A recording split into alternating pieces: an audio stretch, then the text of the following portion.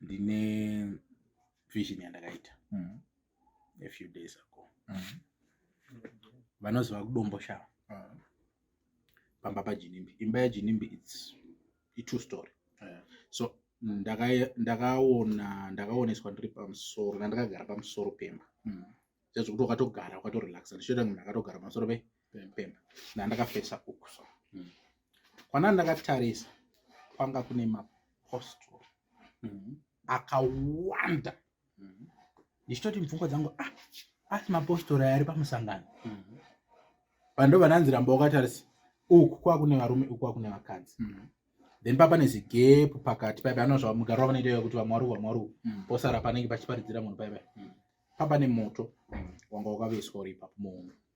Saka kwakabva chamupupuri chichibva uko chichiuya chiombe. Saka chamupupuri chiya pachakauya vanhu vakangoita zvaizvo kuvhara zvaizvo kumeso kuti vasatosvora. But chamupupuri chiya chakabva chaya chikapinda mumoto. Pachakapinda mumoto chakabva chamupupuri nemoto zvakaita kunge chaita chinonwana kuti chachiri chamupupuri but chemoto. Saka pakabva pasumuka maprofita anga ari ipapo akajamba. Anditika maprofita anga ari ipapo ndogona kuverenga vanhu vandakaona vandosiva inini. Like the common faces, vana madzibaba Mozi, vana madzibaba Owen, vana madzibaba Bolo, vana madzibaba Flocha ivava. I think anonzi madzibaba Ecos. Ndakaona futi madzibaba Christopher, ndakaona madzibaba Katsiru. Vanga vari ipapo. But kwaita sekunonzi maprofita ese anga ari ipapo. Akabva amira akaita line. Anditi akanongedzera chamupupuri netsvimbo dzawo. So but moment yavakaita line vachinongedzera chamupupuri chakabva chatowedzera kukura hachina kudi kudzika. And in that instant mutumwa akabva kudenga.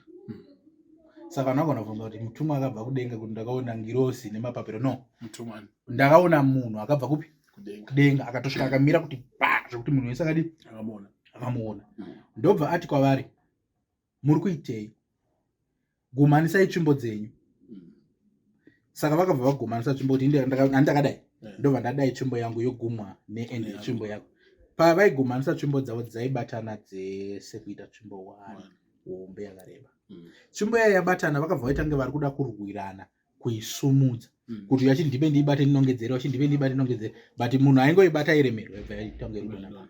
Mutumwa wayo ndobva aratidza kubatikana kubhoekana kuti imi muri kuitei, muri kupedza nguva, vanhu vanotsva. Batiranai tsvimbo yemunongedzerechi chamupupuri. Ndobva vabatirana tsvimbo vese ndobva vanongedzera chamupupuri chiya ndobva chadzika pasi ndobva paita settled. Ndokupera kwevision yakaona.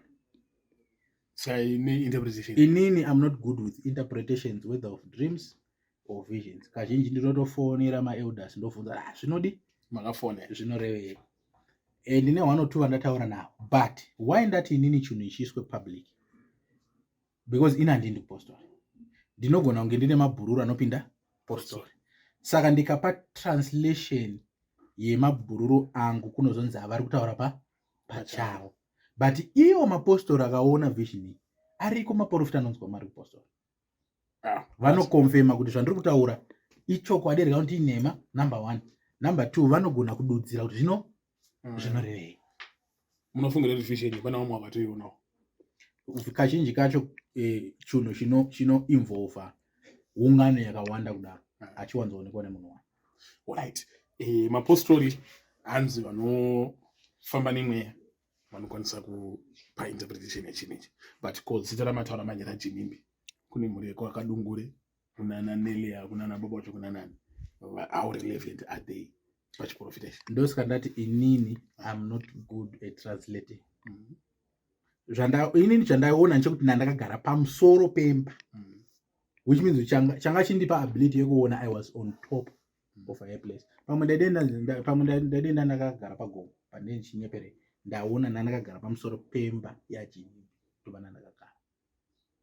Ladies and gentlemen, tell us what you think about vision yakaonekwa na Commander Ibrahim. Ani mavision nemaprofesa akafanana. Mavision, maprofesa, madreams zvakasiyana zvinofanana. Alright. saka vision inosiyana nechiprofeti. Vision ndogona tongoiona ndakamira mani chiratidzo. Kuprofesi Prophecy kuona zvichaitika kumberi, kutengerwa kuona zvichaitika kumberi. Baba Zigo ndiri kuona imimi maita president. Prophecy. Kuti Zigo ndiri kuona kuti une $100 muhomwe. I-word of knowledge. Haisi prophecy. Prophesying future. Prophesying is future. Kuona zvirichi zvichaitika kumberi. Vision kuona zviripo izvo zvizvi. Kuona chinhu handitika. Alright, chinoita ndikuprofita kuti tiri kutaura chine zvekuita nezvako. But vision ndogona kuti ndichitoona kana bhora. Ndongori kana ndakutoona something else. Alright, then dream. Thank you. Ndikatoona kuti zvofamba sei nevision. Le musi wa 21 to 23 August, next week Thursday, kusvika Saturday, ndinenge ndiri kuHwange Colliery. Panonzi paDA's Hall. Ndokwaneni vanhu vari kuHwange ngavauye timbovabvisa. Vari kuHwange mubamaenda ikoko ndikutumirai something from Harare. Yes. Munopa vanhu vandoziva kuHwange. Thank you. No problem. Thank you so much.